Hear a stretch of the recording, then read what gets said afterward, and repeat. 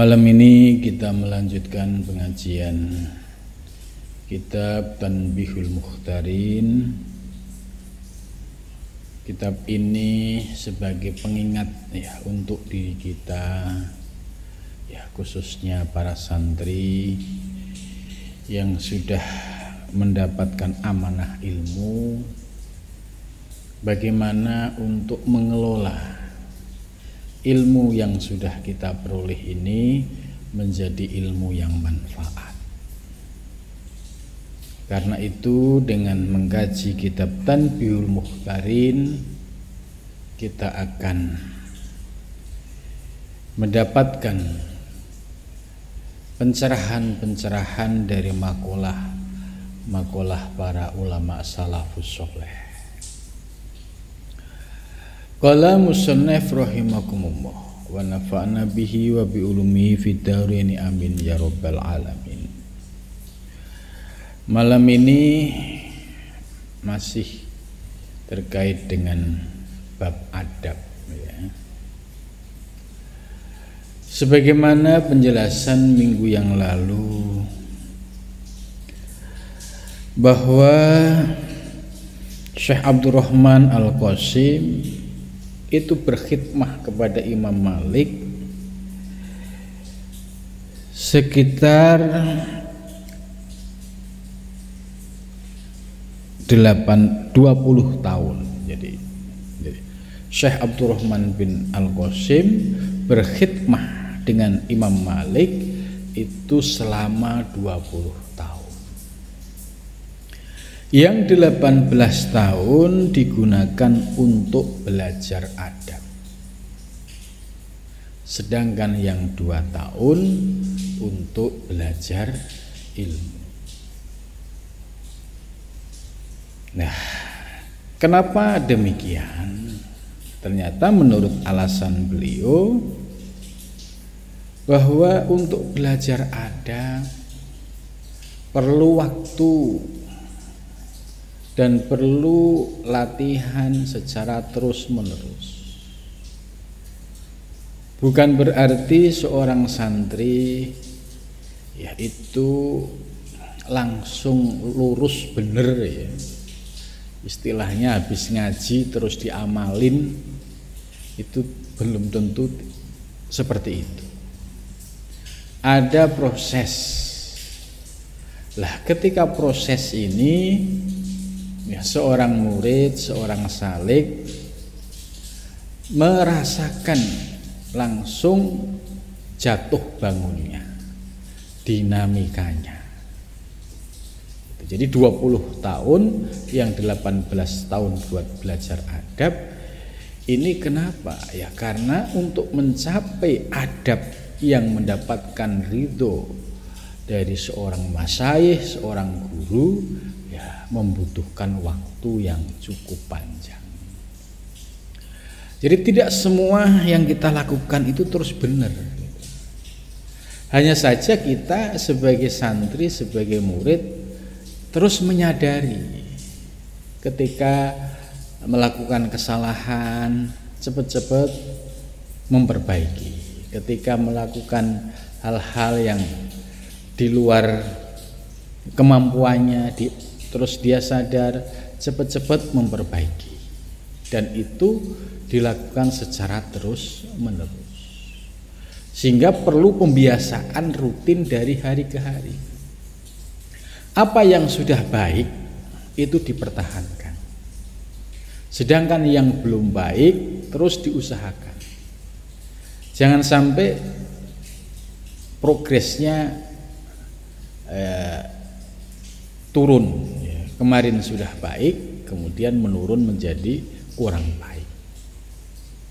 Jadi seorang santri, seorang salik untuk bisa merasakan adab lahir dan batin, proses pembelajarannya itu membutuhkan waktu yang panjang ya, apalagi berkaitan dengan adab-adab batiniyah. Kalau adab lahir gampang ya, kelihatan istilahnya bisa dibuat-buat lah kalau adab lahir ya. Tapi kalau adab batin itu ya, munculnya dari kedalaman hati. Nggak bisa kemudian kita dari sisi lahir ya nunduk-nunduk gitu, tapi batiniahnya ingkar, menentang. Ini belum mencapai pada tingkatan adab yang ideal. Jadi mensinergikan antara lahir dan batin inilah membutuhkan proses waktu yang panjang. Kemudian selanjutnya ya Imam Malik menyampaikan, laisal ilmu bi kasrati riwayah, innamal ilmu ma nafa'a wa amila bihi sahibuhu. Jadi ilmu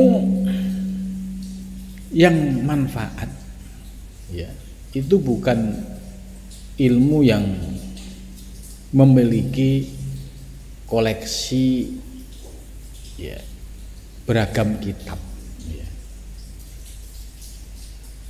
Tapi ilmu yang manfaat yang hakiki yaitu ilmu yang diketahui dan diamalkan. Jadi ukurannya ilmu yang diketahui dan diamalkan. Terus bagaimana kalau kita belajar dengan banyak referensi? Itu bagus. Karena dengan banyak referensi, banyak kitab, itu akan memperkaya wacana, wawasan kita. Kemudian ya, akan juga membantu kita untuk bisa mengamalkan. Ya, yang tidak dibenarkan itu ya ilmunya banyak tapi amalnya minus gitu. Jadi ilmunya banyak, kitabnya banyak, amalnya minus. Ini yang tidak imbang. Paling tidak seorang santri itu ada keseimbangan antara ilmu dan amal. Ini harus sejalan. Ini baru ilmu yang ideal. Kemudian selanjutnya ya, wa qala Imam Asy-Syafi'i. Wa qala dan berkata siapa Imam Asy-Syafi'i, Imam Syafi'i. Nah, kita sebagai pengikut Imam Syafi'i ya, madhab Ahlussunnah wal Jamaah ya, dalam fikih itu mengikuti 4 madhab ya, mulai dari Maliki, Hanafi, Syafi'i, Hambali. Kita termasuk ya di antara 4 madhab lebih banyak mengikuti madhab Imam Syafi'i. Bagaimana pendapat Imam Syafi'i soal adab? Ya, wa qala Imam Syafi'i radhiyallahu anhu, qala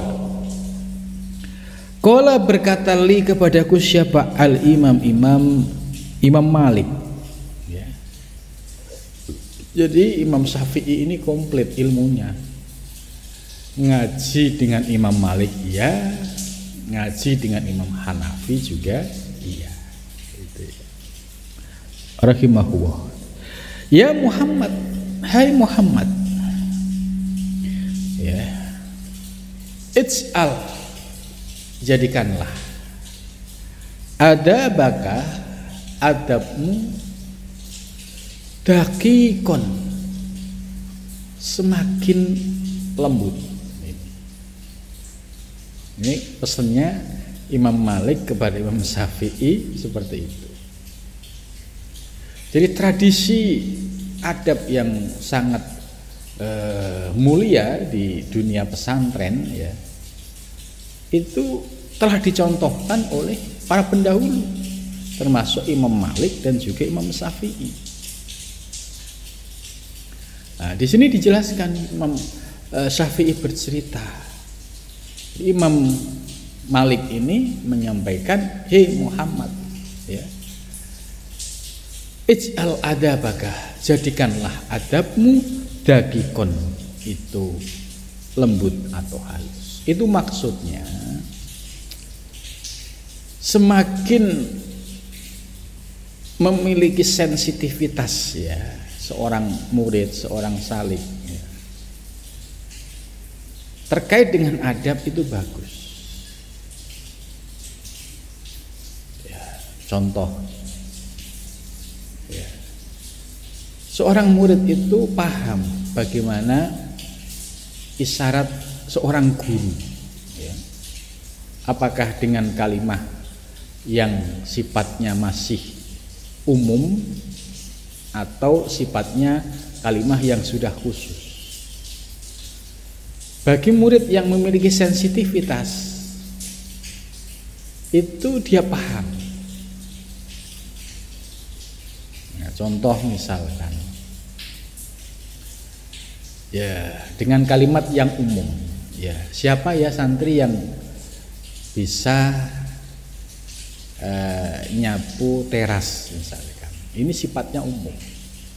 Santri yang mendengar ya, dia akan bergegas. Kalau santri yang agak lama ininya connectingnya ya, nggak nyaut ya, nama saya nggak dipanggil ya berarti ya siapa saja gitu. Nah, ini berarti sensitivitas adabnya seorang murid ini kurang peka. Nah, terus selanjutnya, oh iya ya, guruku senengnya begini, tidak sukanya begini gitu. Akhirnya itu menjadi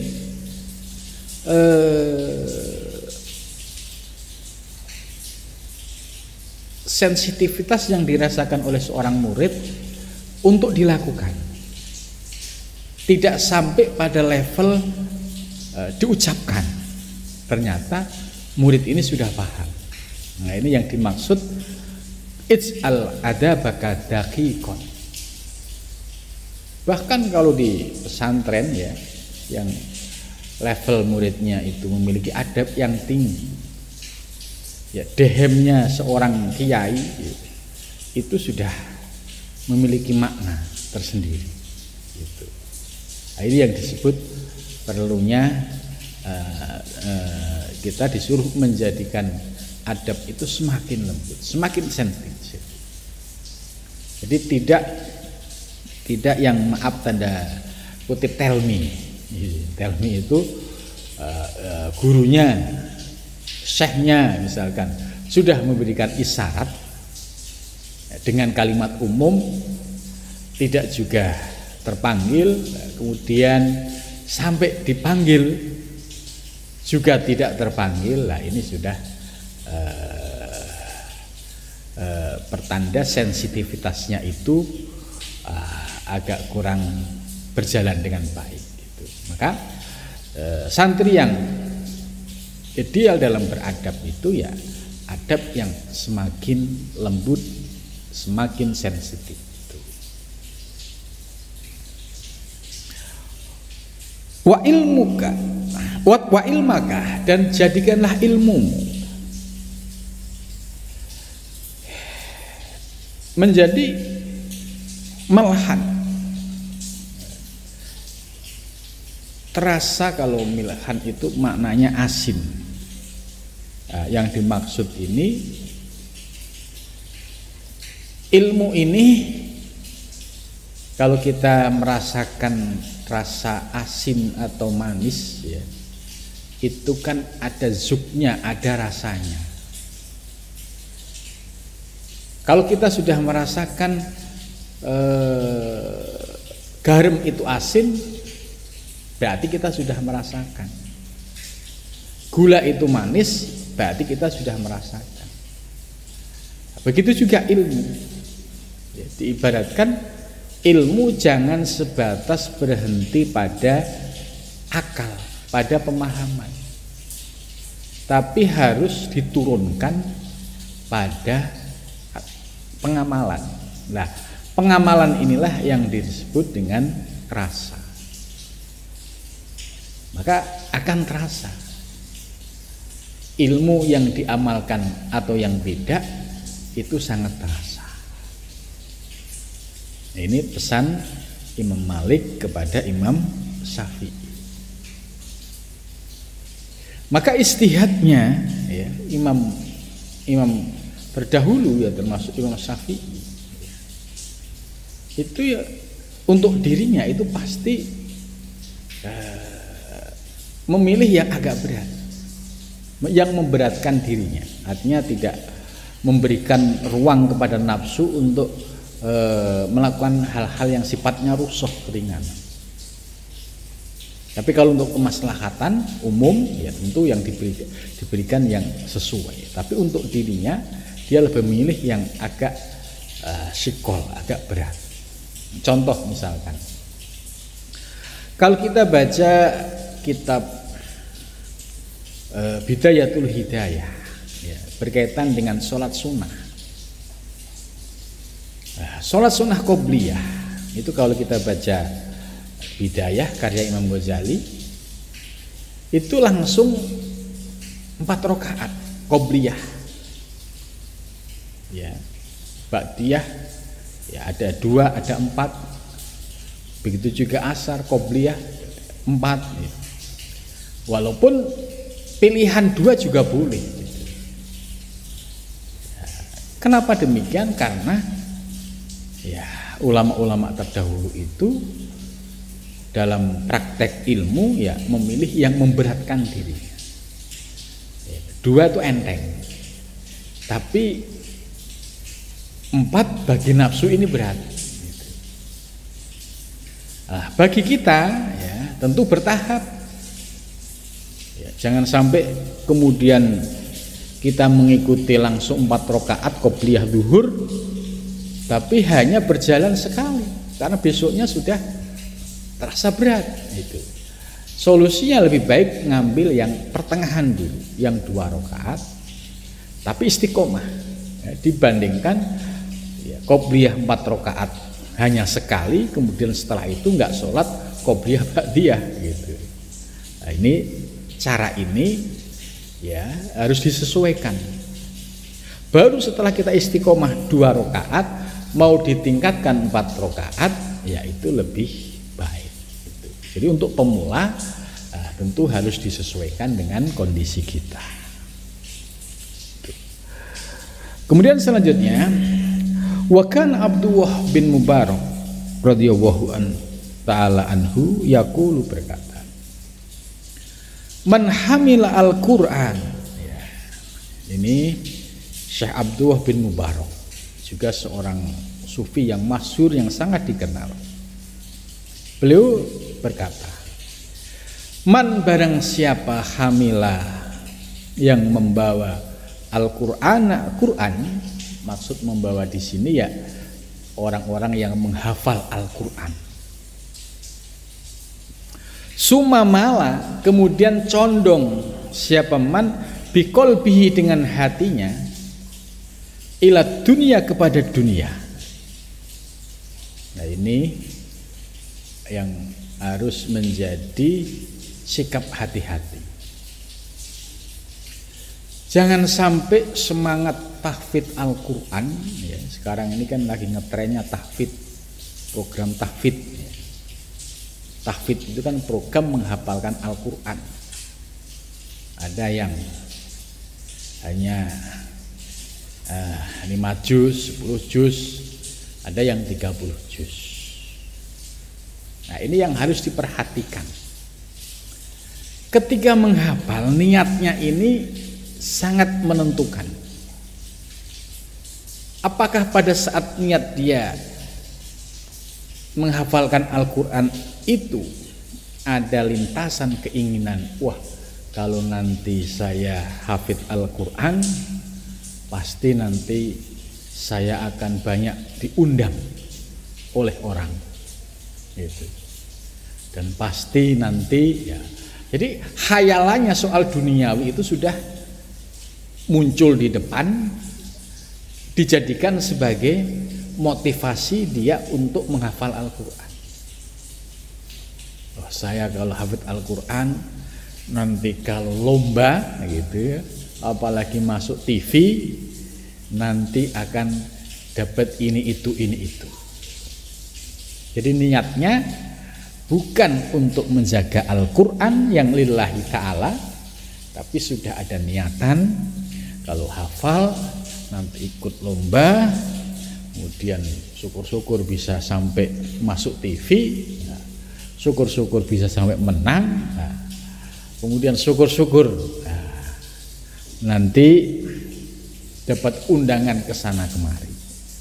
Ya, kalau ada orang yang menghafal Al-Quran dengan niatan seperti ini, ya, sumamala biqalbihi ila dunya, orientasi hatinya ternyata dunia juga.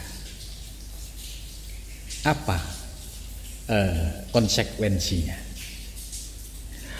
Faqad ittakhadha ayatillahi hujuwan walaiba. Maka orang-orang yang demikian telah menjadikan ayat-ayat Allah itu ya sebagai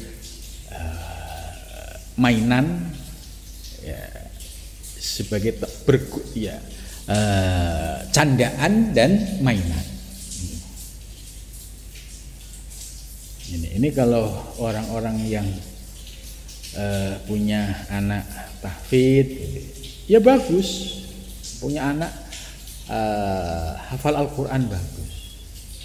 Tapi orang tuanya ya niatnya juga harus ditata.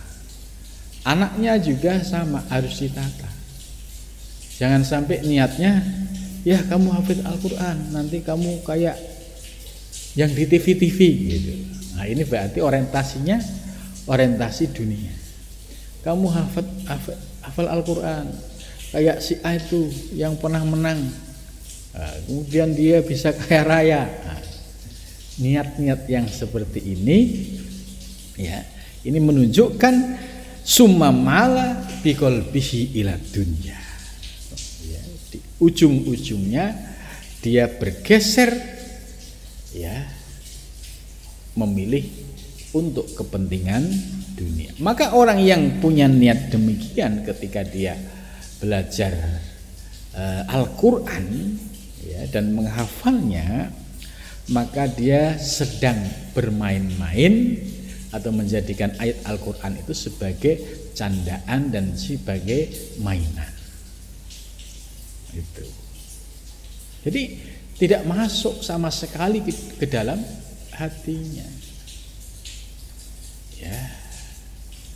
Apalagi tidak paham ilmu nahwu, ya, ilmu shoroh, ilmu balaghah, ilmu usul fiqh, sehingga Al-Quran yang sebatas hafalan. Padahal Al-Quran ini isinya itu mutiara ilmu. Untuk membedahnya Al-Quran perlu perangkat ilmu, yaitu yang namanya ilmu nahwu shoroh, perlu ilmu balaghah untuk melihat keindahannya, perlu ilmu usul fiqh untuk digunakan mencari istinbat hukum. Nah ini kalau hanya menghafal akhirnya tidak ngerti mana larangan-larangan yang ada di Al-Quran, mana perintah-perintah yang diperbolehkan di dalam Al-Quran. Ini bahayanya kalau ada orang anaknya disuruh ngafalin Al-Quran tapi semata-mata orientasinya ujung-ujungnya hanya untuk mendapatkan duniawi. Ini bahaya sekali. Karena itu kita ya salut ya dengan pesantren tahfidz Al-Quran yang pendirinya itu memberikan warning kepada para santrinya supaya ketika menghafal niatnya benar-benar tulus karena Allah, bukan karena urusan dunia.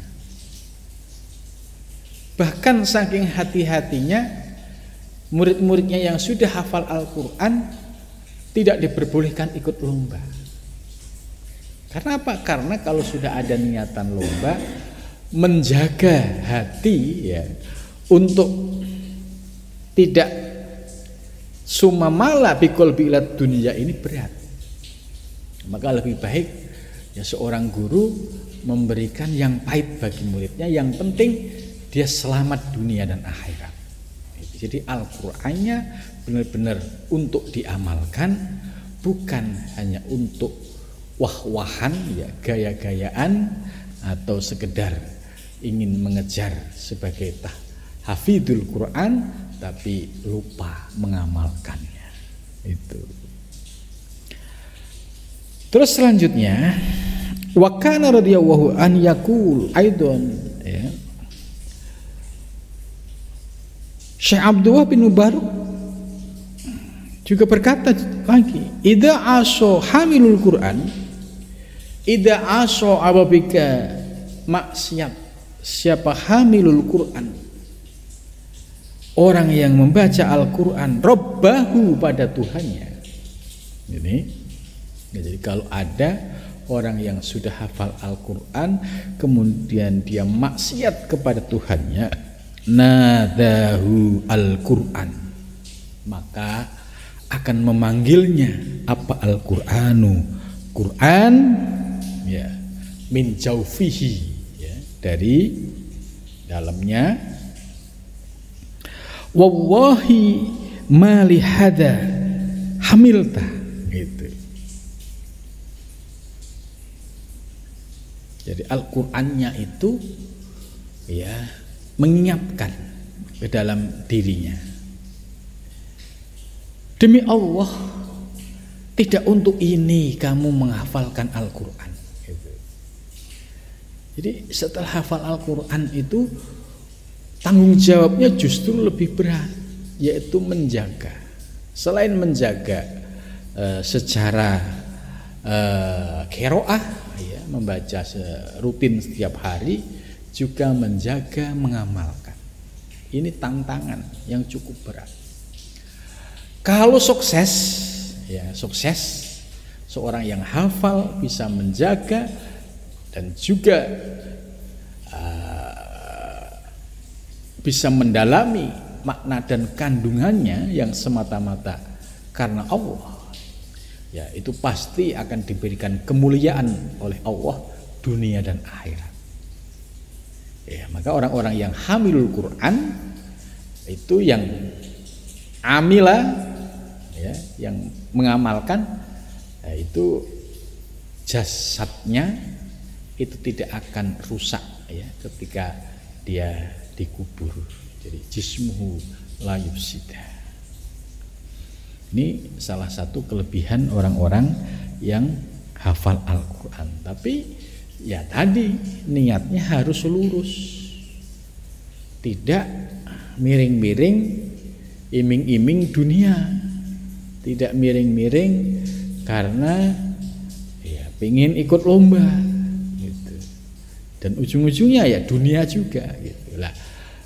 Seorang guru yang bisa menjaga muridnya supaya niatnya lurus ketika menghafal Al-Quran, nah ini yang sangat penting dan ini langka ya, langka di zaman sekarang ini.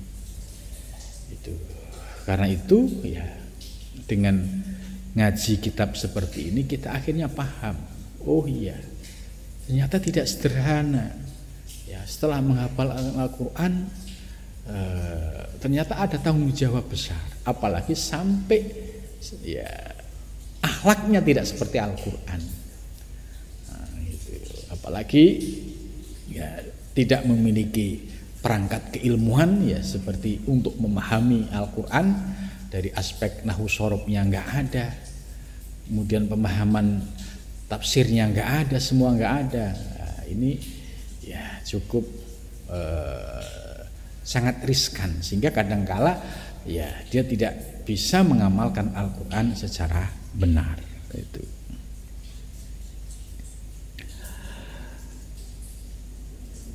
Aina mawa'idhi ya, di mana nasihatku gitu. Jadi Al-Quran protes. Kemudian wa kullu harfin minni yunadika, dan setiap huruf dariku yunadika akan memanggilmu. Ini kalau orang penghafal Al-Qur'an melakukan sebuah kemaksiatan. Wa yaqulu, dan berkata apa, setiap huruf itu menangis, berkata kepada orang yang punya hafalan Al-Qur'an, la ta'si, jangan kau bermaksiat robbaka kepada Tuhan. Jadi huruf-huruf di dalam Al-Qur'an yang dihafal itu mengingatkan, jangan buat maksiat ya kepada Tuhan. Ini la ta'si robbaka ini ya, huruf-huruf itu mengingatkan supaya apa yang sudah dihafal itu benar-benar ya, diamalkan secara konsisten. Jangan sampai lesannya menghafalkan tapi akhlaknya tidak mengamalkan. Jadi ini yang perlu diperhatikan. Jadi ya, para ulama-ulama dan para kiai itu ya sangat hati-hati ya, kalau misalkan ada yang punya niat menghafal Al-Qur'an, ya pasti disuruh nata niatnya harus lurus benar ya, bukan karena sesuatu. Wa kana Imam Ahmad bin Hambal, dan ada siapa Ahmad bin Hambal radhiyallahu anhu, idza ra'a talib la yakumu minal lail yakufu an ta'limihi. Idza ra'a, apabila melihat siapa at-talibu, seorang murid, la yakumu, tidak berdiri siapa talib minal laili, dari malam, yakufu, maka tertahan an ta'limihi, dari taklimnya, dari mengajarnya. Wabata indahu, dan semalaman indahu di sisinya siapa Abu Ismah yaitu Asim bin Asram al-Baihaqi al-Qushairi ya. Lailatan minal layali, ya, pada satu malam dari beberapa malam, fawadhu'a, maka meletakkan lahu, baginya siapa al-Imam Ahmad, ma'an, air, lil wudu, untuk wudu. Summa ja'ahu, kemudian datang kepadanya, qoblal fajri, sebelum fajar.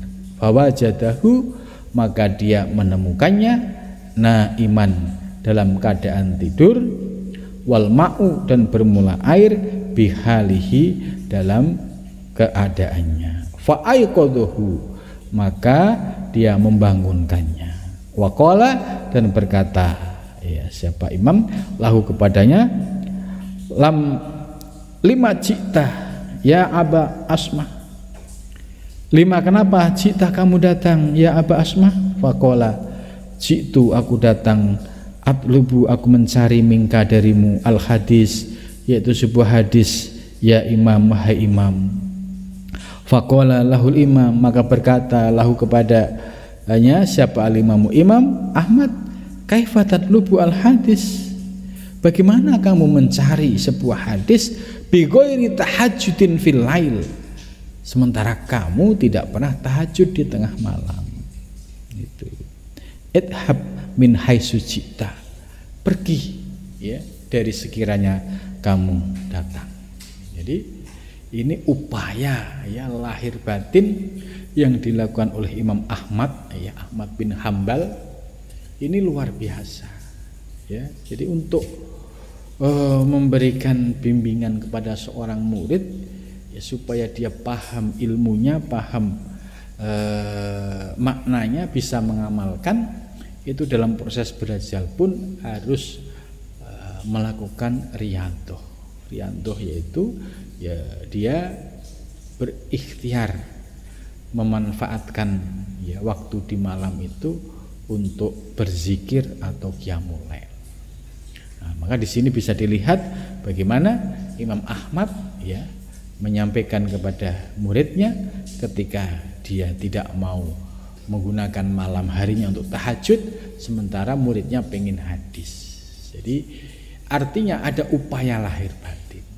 sekalipun ilmu hadis, semua adalah ilmu dari Allah. Ya, maka supaya bisa diamalkan, ya harus ada proses yang namanya riyadhah mujahadah. Jadi prinsip-prinsip adab, ya prinsip riyadhah mujahadah itu sudah diamalkan oleh imam-imam terdahulu, terutama ya Imam Maliki, Imam Hanafi, Imam Syafi'i, dan Imam Hambali. Ya, kalau kita menjadi pengikut ya, 4 madhab ini, ya, maka ikutilah cara-cara imam madhab ini dalam mencari ilmu. Jadi perlu adab dan juga perlu tirakat atau riyadhah mujahadah. Mudah-mudahan ya dengan mengkaji kitab ini ya bisa menyadarkan kita sebagai santri ya untuk terus istiqomah ya ngaji dan ngaji. Ya tujuan ngaji dan ngaji ini ya supaya bisa bisa memahami dan juga mengamalkan ya untuk kehidupan sehari-hari, sehingga ilmunya benar-benar ilmu yang manfaat, yang membawa keberkahan dunia dan akhirat. Amin ya rabbal alamin. Dah cukup sampai di sini.